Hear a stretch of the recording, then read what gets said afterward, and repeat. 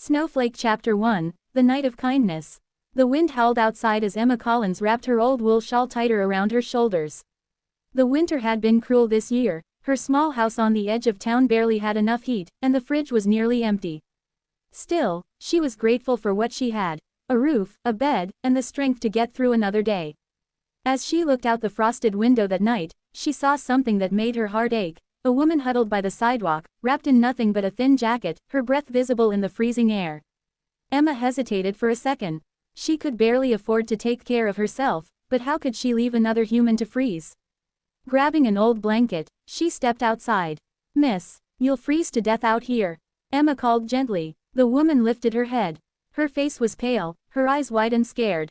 I don't want to cause trouble," she whispered. "Trouble?" Emma smiled softly. "Honey, the only trouble is watching someone suffer." Emma took her inside, gave her a bowl of soup, and lit the small fireplace. The woman didn't talk much.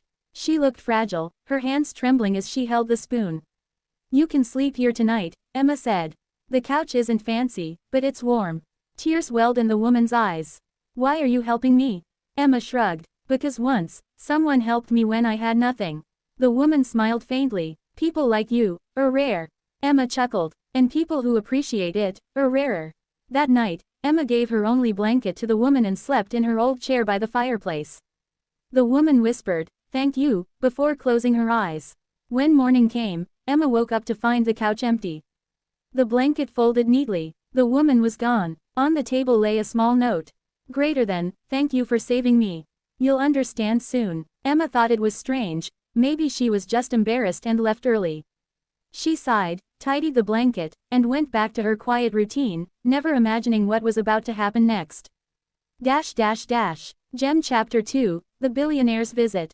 The next day, as Emma was watering her little plant by the window, a black car stopped in front of her house, sleek, expensive, completely out of place in her neighborhood.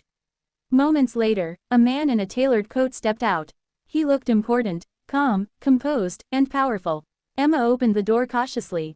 "Can I help you, sir?" He smiled politely. "Are you Emma Collins?"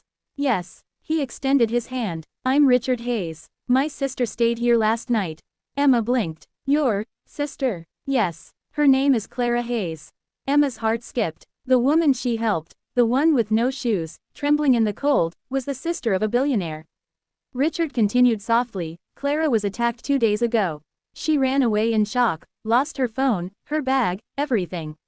We've been searching for her.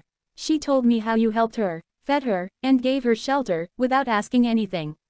Emma swallowed hard. "I didn't do anything special, sir. Anyone would have done the same." He shook his head. "No, Miss Collins. People walked past her that night.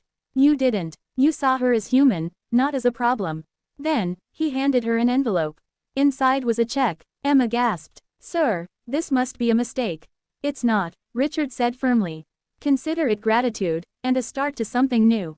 My sister wants to meet you again personally. She said you reminded her that kindness still exists." Tears filled Emma's eyes. I can't take this. You already gave more than money could buy," he said softly. "You gave hope." Before leaving, he turned and added, "Clara asked me to tell you something. You didn't just save me that night, you saved my faith in people." Emma stood, frozen, the check trembling in her hands. It wasn't about the money. It was about what it meant, proof that kindness never goes unseen. Weeks later, Clara visited her again, this time smiling, healthy, and full of warmth. They became close friends. Emma used part of the money to open a small soup kitchen in her town, a place where no one would ever have to sleep cold again. And sometimes, when the snow fell softly against the windows, she remembered that one night when a simple act of kindness rewrote her destiny. Rose's final message, strong, emotional, close. Greater than. Sometimes, we think we're helping someone in need. But in truth, they're the ones helping us remember what being human truly means. Kindness costs nothing, yet it changes everything.